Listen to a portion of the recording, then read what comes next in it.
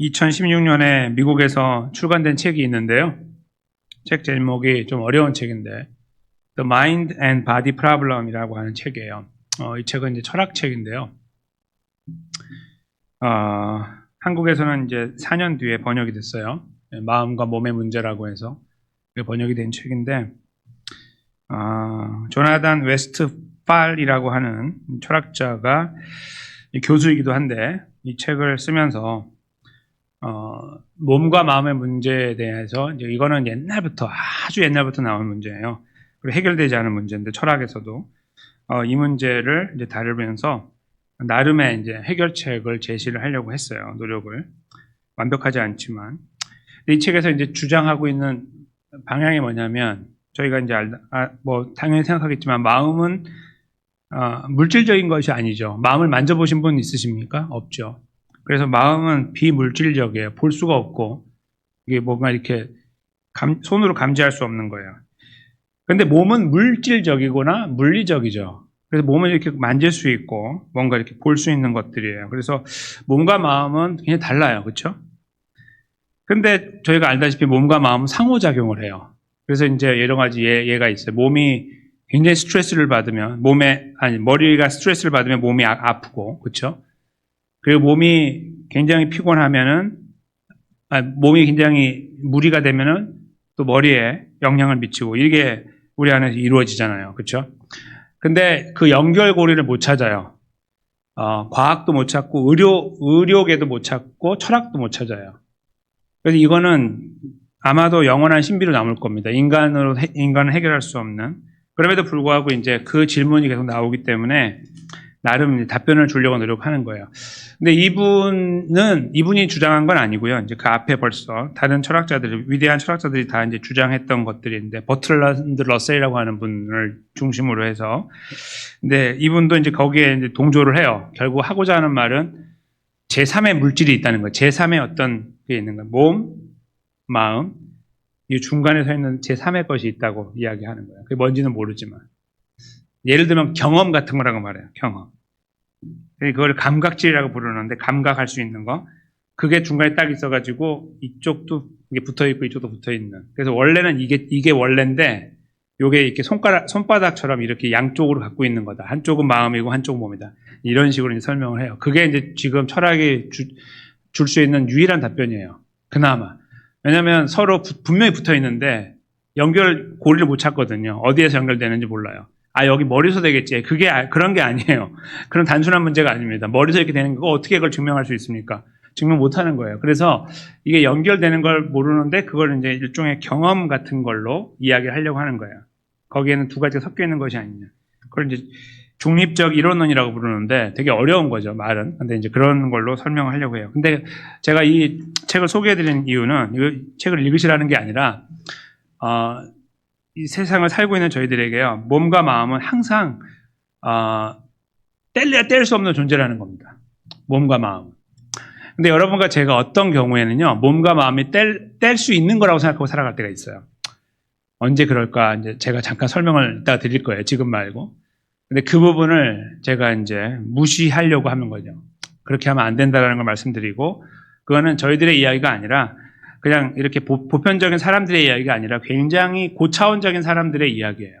그러니까 저희가 생각할 때 이거는 뭐 쉬운 문제지 이런 게 아니라 굉장히 어려운 문제에 딱 가서 보면은 둘이 붙어 있는 거예요. 뗄 수 없는 겁니다.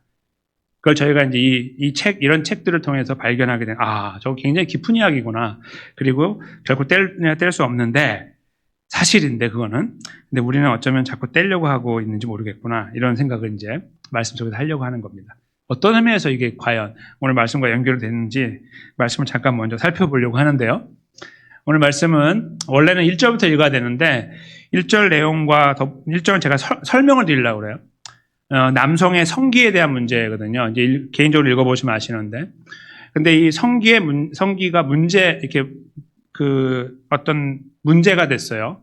없어지거나 의도적으로 아니면 그 문제가 생겼다 이럴 경우에 여호와의 총회에 들어오지 못한다는 게 첫 번째 내용이에요. 근데 이거를 보편적으로는 이제 일반적인 남성의 어떤 문제가 발생할 때 그 사람이 들어오지 못한다고 보지만 이거는 학자들은 이걸 황관, 그러니까 이제 그 일부러 거세를 한 남자들 있잖아요. 그런 환관으로 이해를 해요.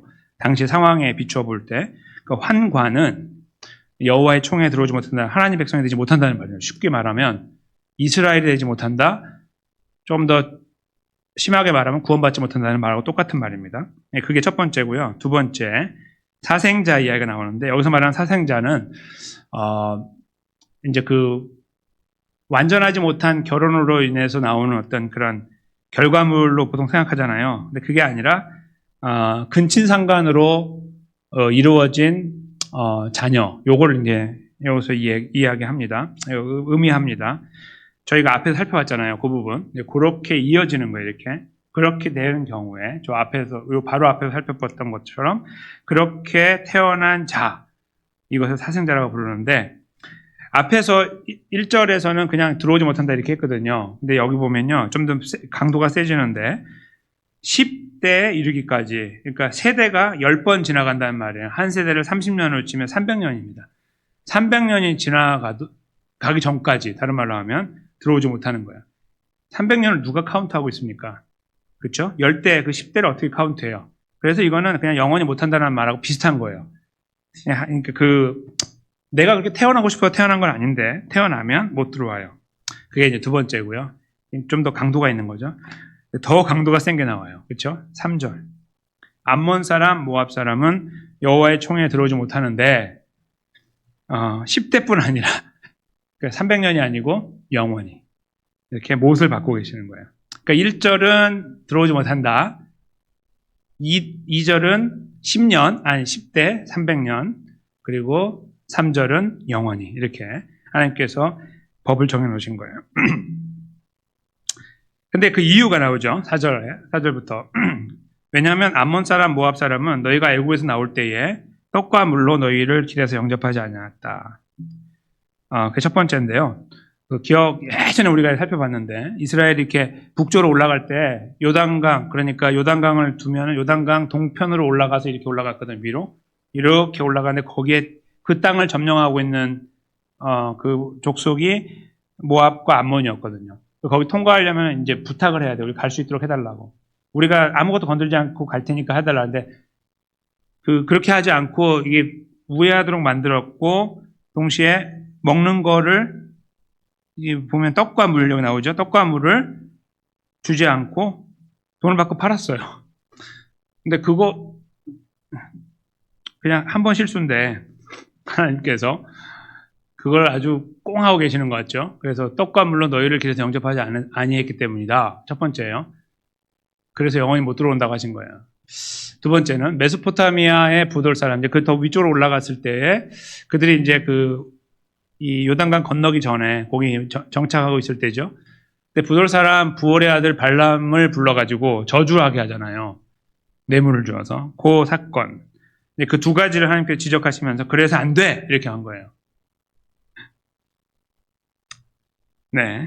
그리고 이제 5절에 보시면 그래서 안 돼 하신 다음에, 그런데 여호와께서 너를 사랑하사 이스라엘 사랑하심으로 내 하나님 여호와께서 발람의 말을 듣지 않고 내 하나님 여호와께서 그 저주를 변하여 복이 되게 하셨다. 여호와가 3번 나오죠. 내 하나님 여호와, 내 하나님 여호와 3번 나와요. 그러니까 내 하나님 여호와께서 이러한 복잡한 상황에서 이스라엘을 지키고 그런 어려운 가운데서 인도해서 여기까지 왔다. 상황적으로 볼 때에 어려웠지만 극복하게 하셨다.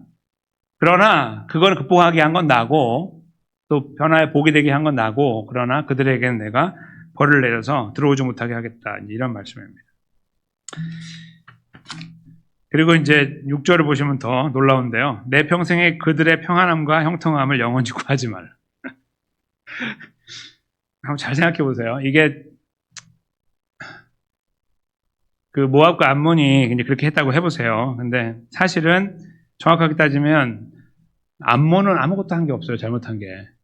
사실 잘 보시면은, 나중에 거기 뒤쪽으로 가서 보시면은 모압만 잘못했는데 그걸 딱 뭉뚱그려가지고 영원히 저주를 받는 이런 민족으로 삼아버리고 그들을 위한 형통함과 평안함도 구하지 말라, 기도하지 말라고 이렇게 하시는 것은 너무 매몰차다 느낌을 받게 되는 거예요.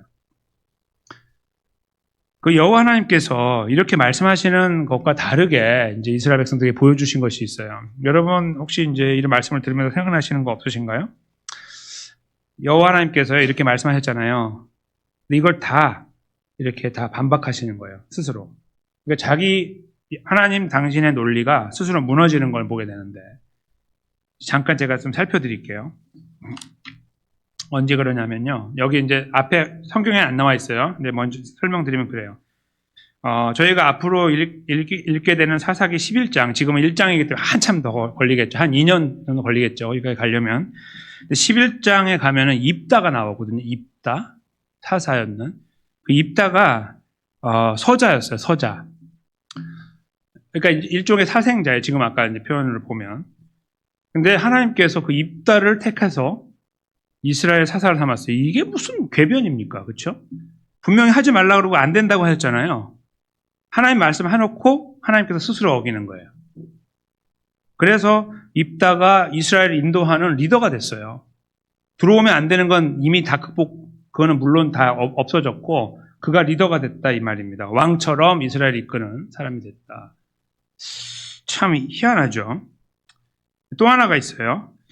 그 여호수아 2장에 보면은 이제 이스라엘 백성들이 이렇게 첫 번째 그 가나안에 들어와서 정복하는 이제 여리고를 정복하잖아요. 그때 이제 만났던 소위 이제 기생이라고 부르는 이제 그때 기생은 몸 파는 기생 그런 건 아니고요. 좀 더 레벨이 높은 사람이에요. 저희 생각하는 그런 기생이 아니고 좀 그때 시대적인 배경이 있어요. 근데 여하튼 그 라합이라는 사람이 있죠. 저희 기억하고 있는 이 라합이 그 스파이 2명을 숨겨줬잖아요. 그런 다음에 이렇게 줄로 내려주고 나중에 그 줄을 두라고 해서 그 집은 살았잖아요. 네, 그거예요. 그러니까 거기에 보면 이제 라합이 두 가지 의미가 있어요. 어떤 의미에서 몸을 파는 어떤 역할을 한다거나 아니면 그 주인이니까 스스로 더럽혀 있는 사람일 수 있고, 둘째는 이 사람은 이방인이에요.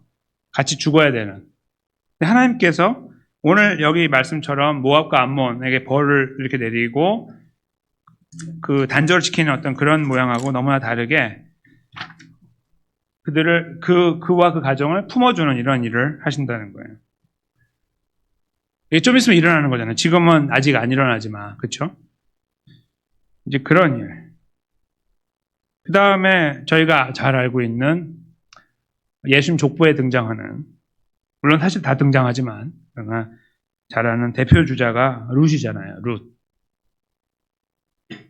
룻이 바로 모압 사람이에요.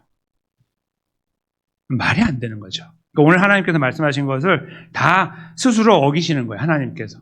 그냥 케이스가 그렇게 돼가지고 어쩔 수 없지 그게 아니라 그냥 의도적으로 어기시는 거예요. 이렇게 딱딱딱 해가지고 룻을 거기서 만나게 하셔가지고 그가 구원받아서 하나님의 백성이 되게 하는 모든 과정을 하나님께서 친히 인도하시거든요. 오늘 말씀하신 것을 하나도 남김없이 다 하나님께서 딱딱딱딱 어겨나가시는 것을 보게 되는 거예요. 그래서 성경을 이해하면서 여기에서 많은 분들이 이제 질문을 하게 되는 거예요. 하나님 왜 바꾸셨지? 왜 신실하지 못하시지? 하나님은? 이렇게 생각하는 거예요. 근데 이거를 제가 옛날에 그 룻기 설교하면서 말씀드린 적이 있는데요. 이것은 어떤 걸 지금 하나님께서 말씀하시려고 하는 거냐면 하나님 백성들을 향해서는요. 하나님께서는 애누리가 없는 분이에요. 하나님 백성으로 딱 품으셨잖아요. 그럼 이 백성에 대한 하나님께서 이 백성을 바라보는 가치는 세상의 그 어떤 것과 비교하지 않아요. 완벽하게 원하시고 온전하게 원하시고 소위 거룩하게 원하시는 거예요. 그래서 그 백성들을 향한 법은 철저합니다. 이렇게 해야 된다. 그게 바로 앞부분에 오늘 본문에 나와 있는 내용이에요. 그러나 구원이라는 걸 가지고 외부에 접촉할 때 다른 사람들, 뭐 이방인이나 이런 사람들을 만날 때는 그 틀을 깨버리시는 거예요. 바로 복음의 능력을 거기서 보여주고 계시는 거죠. 하나님 항상 이렇게 하셨습니다. 잘 보시면 성경은 이 두 가지 틀로 구성되어 있습니다. 구약은. 그러니까 하나님 백성을 향해서는 철저해요. 그러나 외부를 향해서 복음으로 들어올 때는 너그러워요. 이 모든 벽을 다 허물었어요. 그리고 받아들이는 거예요. 이 두 가지 모양을 갖고 계시는 거죠. 하나님 백성으로 삼으실 때는 모든 장애물을 다 없애시고 받으시고요. 일단 들어오면 똑바로 하라고 하시는 거예요. 일단 들어오면 이런 철저한 법을 딱 주시는 거죠. 아무나하고나 관계하지 말고 대화하지 말고 복 빌지 말고 네 안에서 똑바로 정신 차리고 똑바로 살아야 된다. 이렇게 말씀하시는 거예요. 들어오기 전까지는 너그러우신 거예요. 그게 그 여호와 하나님의 모습입니다. 양면성이라고 말할 수 있고요. 그러나 서로 대립된다라고 말하기에는 어려워요. 다른 목적이기 때문에 그것이 하나님의 성품이세요. 그래서 입다도 받아주시고 그를 리더로 삼으신 거고 라합과 룻 또 기타 다른 사람들까지 특별히 저희가 잘 알고 있는 갈렙 같은 경우도 완전한 이방인인데 그 또한 이스라엘 최고의 리더로 삼으셨죠. 가장 용맹한 장수로 삼으셨어요. 다 말이 안 되는 이야기예요. 분명히 이렇게 말씀하셨고 다 깨시는 거예요. 그 하나님을 저희가 발견해야 돼요. 분명하게 이해해야 되는 거예요. 그 하나님이 왜 이렇게 하시는지를. 하나님께서는 그렇게 사랑하시는 거예요. 귀하게 여기시는 거예요. 여러분께서 이제 이렇게 보시면 이제 후손들을 생각하시면 돼요. 후손들이나 이제 후손 관계가 이렇게 좀 그런 게 아니면은 뭐 이웃의 뭐 조카나 이렇게 보시면은 어떻게 하든 잘 되기 원하고 뭔가 도와주려고 하죠. 그리고 세상에 물들지 않기 원하고 잘못된 길로 가지 않기 원해요. 그 마음하고 똑같은 거예요. 완전히 다르지만 레벨은 완전히 다르지만 똑같은 거예요. 그게 하나님의 마음이고 그러나 그리로 인도해 나가시는 하나님께서 너그러움을 갖고 계시는 거예요.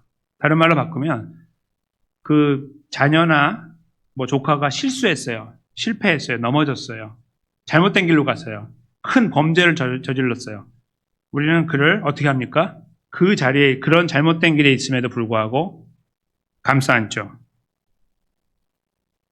그거는 우리가 정신 나간 사람이라고 보는 사람은 그 사람이 정신 나간 사람이에요. 그렇죠? 우리는 그렇게 하는 게 맞다고 생각합니다. 분명히 이중성인데 그게 우리 안에 존재해요. 똑같은 겁니다. 하나님의 성품이에요. 근데 이 성품을 하나님께서 이스라엘 백성들 안에 보여주시다가 급기야 완성하셨죠. 어떻게 이것을 완성하셨죠? 예수님의 십자가와 부활을 통해서. 예수님의 십자가와 부활을 통해서 완성하신 다음에 이제 완성으로 가는 걸음에 또는 완성하기 전에 아니면 완성으로 가는 걸음 그 이후에 쓰여진 신약 성경을 통해서 하나님께서 계속해서 예수의 십자가와 부활이 이루신 사건이 어떠한지를 말씀하셨는데 바로 그것은 오늘 본문에서 말씀하신 것을 그대로 뛰어넘는 모양입니다. 근데 제가 여기 갖고 온 말씀 첫 번째 걸 약간 읽어드리면 죄인을 구원하시는 모습인데요. 디모데전서 1장 15절 말씀이죠. 밑보다 모든 사람이 받을 만한 이 말이요. 그리스도 예수께서 죄인을 구원하시려고 세상에 임하셨다 하였도다. 죄인 중에 내가 괴순이라. 아멘. 예수님께서 오신 이유가 뭡니까? 죄인을 구원하시려고.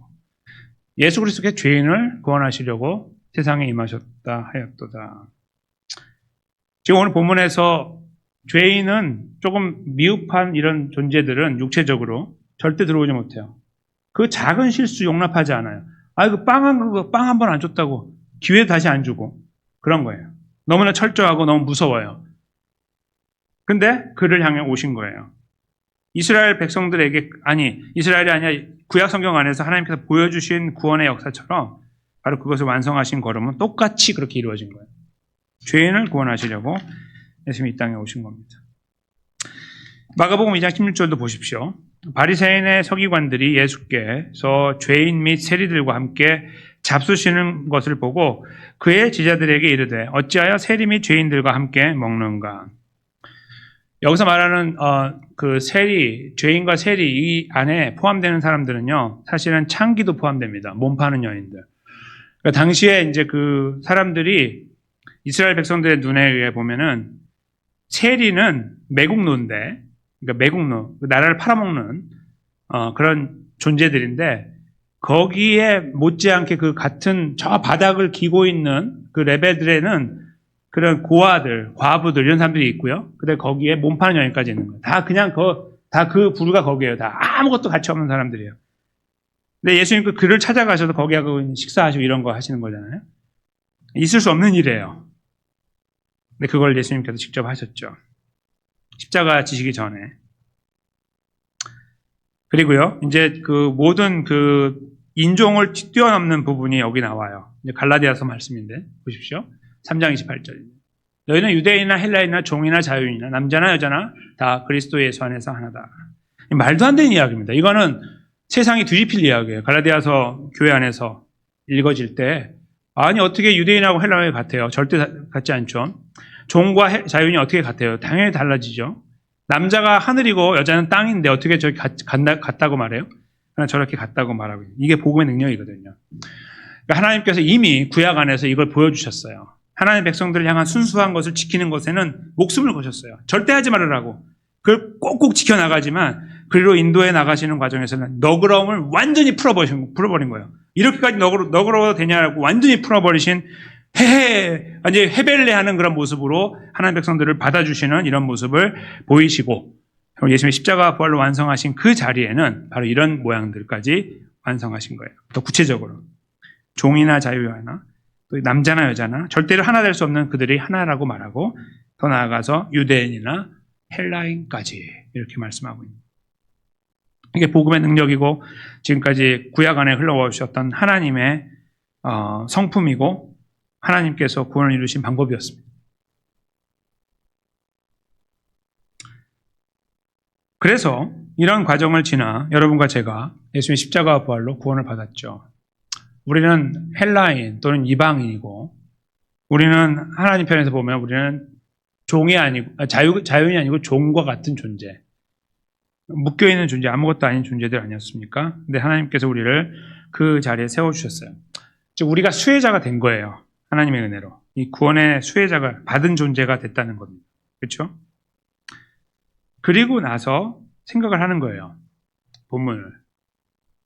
이 본문이 지금 강조하고 있는 건 뭐냐면 정신적인 부분보다는 육체적인 부분이에요. 육체적인 조건이거든요. 왜 이 조건들에 대해서 하나님께서 이렇게 강조를 하고 계실지라는 생각이에요. 만약에 저희들이 이 구원의 메시지를 통해서 구원을 받고 구원의 확신 가운데 있는 존재라고 하면요. 그 자리에서 아까 여기 이제 하나님 편협하게 딱 타이트하게 내 백성을 이렇게 착해야 돼 라고 딱 만들어 놓은 그 틀 안에 우리가 어떻게 그 안에 머물러 있을까를 생각해야 되거든요. 이제 구원받았기 때문에. 근데 그 부분에서 제가 미스하는 부분이 있어요. 바로 몸과 마음의 문제입니다. 어떤 거냐면요. 마음만 괜찮으면 돼. 이런 거. 즉 하나님을 향해서 우리가 어떤 정결을 지켜나가고 온전함을 지켜나가는 것에 굉장히 이 마음에 대한 문제에 무게를 많이 두고요. 물론 하나님 마음을 보시니까 중요하죠. 그러나 거기에 마음을 두면서 육체는 대충 가도 된다고 스스로 포기하거나 타협하는 거예요. 그렇게 살아가는 거죠. 오늘 본문에서 저희가 그래서 반드시 기억해야 될 것은 하나님은 그렇게 말씀하고 계시지 않는다는 겁니다.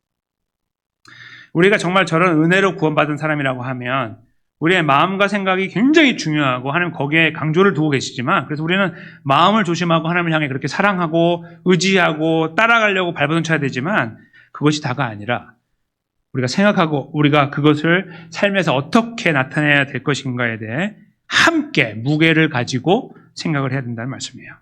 그걸 오늘 말씀하고 계시는 겁니다. 저희가 하나님 말씀을 함께 나눌 때마다 항상 제가 거의 빠지지 않고 언행심사라는 단어를 쓰고 있습니다. 그 이유가 바로 여기 있는 거예요. 많은 그리스도인들이 언행에 대해서 무게를 느끼기 때문에 회피하고 안 하려고 합니다. 그래서 교회 안에서는 거룩해 보이는데 집에 가면 깡패가 되고 밖에 나가서 비즈니스에 가도 깡패가 되고 어떤 관계에서도 항상 우월한 자가 되는 거예요. 상대방을 짓밟고 있는 거예요. 막 칼로 목을 찌르고 있고 모든 거에서 내가 절대 지지 않는 존재로 살아가는 거예요. 그리고 교회에서는 그리스도인다운 모습을 갖고 있습니다. 오늘 하나님께서 이 말씀을 빌어서 다시 말씀하신다면 똑바로 해라. 정신 차리고 이것들 봐라 이거. 이렇게 말씀하는 겁니다. 너희 그따위로 할래? 이런 말씀이에요. 오늘 말씀이. 그렇게 하면 다 잘라버린다. 이런 말씀이기도 합니다. 이거는 구원을 취소한다는 말씀이 아니라 그 정도의 강력함을 가지고 야 정신 똑바로 안 차릴래? 이런 말씀입니다. 그래서 제가 마음은 그래도 하나님을 경외하고 이렇게 있지 않습니까? 잘 생각해 보면요. 거짓말이에요. 왜냐하면 몸과 마음은 연결되어 있으니까. 그거는 하나님 말씀도 그렇게 말씀하고 계시고 세상의 최고의 학문도 그렇게 말하고 있는 거예요. 그거는 그러니까 보편적인 이야기며 그리고 어떤 것도 거스릴 수 없는 진리입니다. 세상의 진리, 하나님의 진리.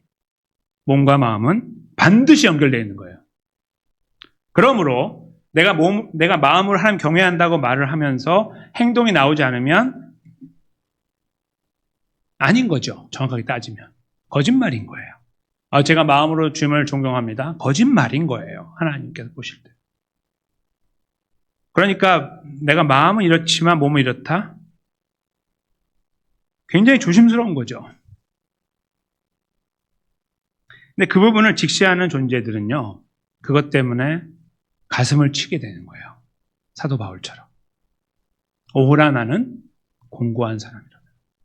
안 되는 거예요. 마음하고 몸이. 마음으로는 하나님의 법을, 육신으로는 죄의 법을 섬기는 거예요. 이 안에서. 근데 그 부분에 대한 진정한 고민, 깊은 고민과 생각이 있느냐가 오늘 말씀의 끝자락에서 여러분과 제가 생각해야 될 부분입니다. 언행심사가 중요한 것은 몸과 마음은 뗄래야 뗄 수 없기 때문이라는 것을 확인하고요. 그래서 우리는 이 놀라운 하나님의 은혜로 구원받은 존재이기 때문에 그에 걸맞는 삶에 하나님께서 그렇게 강조하고 계시는 부분에 집중하고 생각하고 기도하며 살아가야 된다는 말씀이죠. 그리고 나서 다시 돌아보면 우리가 얼마나 연약한 존재라는 것을 확인하게 되고 그럴 때마다 우리는 주님 앞에 머리를 조아리게 된다는 말씀입니다. 이것이 성숙한 그리스도인들이 가야 되는 걸음이에요. 이렇게 깊이 생각하지 않으면 여기까지 다다르지 못하거든요. 이게 무슨 이야기인지 몰라요. 지금 말씀을 저기 나누는데. 거기까지 오지도 못할 뿐만 아니라 이게 말이 무슨 말인지 이해를 못하는 거죠. 우리는 다 그 부분을 이해하고 있어요. 여기 계신 모든 분들은. 지금 예배하시는 분들도 마찬가지입니다. 그래서 이 말씀이 무거운 거고 우리 이 말씀을 신중하게 받아들여야 되는 거예요. 그리고 다시 한번 돌아봐야 되고 기도해야 되는 거예요. 우리는 감당할 수 없는 말씀이기도 하기 때문에. 그럼 우리를 향해서요, 이렇게 조언하십니다. 딱딱딱 치면서. 그래, 잘 알아들었구나 하면서 말씀하시는 내용이 바로 데살로니가전서 5장 21에서 23절 말씀인데 잠깐 읽어보겠습니다. 이건 한 목소리로 읽습니다. 악은 어떤 모양이라도 버리라. 평강의 하나님이 친히 너희를 온전히 거룩하게 하시고 너희의 온 영과 혼과 몸이 우리 때에 흠없게 보존되기를 원하노라. 아멘. 혼과 영과 혼과 몸. 이거는 영혼과 몸이라고 보셔도 돼요. 영혼과 몸. 지금 저희가 생각하는 거죠. 마인드 앤 바디. 우리 생각과 아니면 정신과 몸. 모든 것 같은 표현이죠. 어떻게 해요? 함께 영혼과 몸이 함께 흠없게 보존되기 원하시는 겁니다. 왜요? 그것이 우리가 하나님 앞에서 걸어가야 될 삶의 내용이고 하나님께서 우리에게 원하시는 것이기 때문에 그래서 앞부분에 악은 어떤 모양이라도 버리라고 말씀하신 겁니다. 행위를 말씀한 거죠.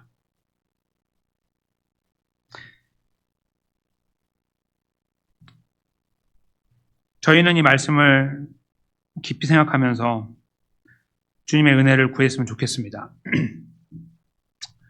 나는 어디로 가고 있는가? 어떻게 살고 있는가? 내 삶의 내용에서 나는 어떤 부분에서 혹시 나도 모르는 사이에 주님, 저는 주님 정말 사랑합니다. 라고 우리는 그렇게 생각을 하고 또 우리 입으로 고백하는지 모르는데 우리 삶이 그걸 따라가지 못하는 그러한 이율배반적인 서로 부딪히고 서로 같이 설 수 없는 그러한 상태의 삶을 살아가고 있는 것은 아닌가 돌아볼 필요가 있습니다.